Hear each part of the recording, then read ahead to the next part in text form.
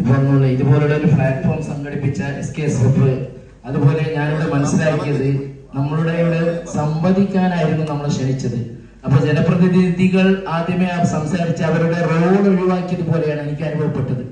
നമ്മൾ ആരോടാണ് ഈ കാര്യങ്ങൾ പറയേണ്ടത് എന്ന് തന്നെ പോലും അറിയാത്ത ഒരു അവസ്ഥ പോലെയാണ് ഇവിടെ സംഭവിക്കുന്നത്. നമ്മുടെ മുന്നിലിരുന്ന് അവരുടെ ഭാഗം അവർ ചെയ്തു, അവരുടെ ആ റോൾ ചെയ്തു കഴിഞ്ഞു, അവർ സ്ഥലം വിടുന്ന ഒരു അവസ്ഥ പോലെ വന്നുകൊണ്ടിരിക്കുകയാണ്.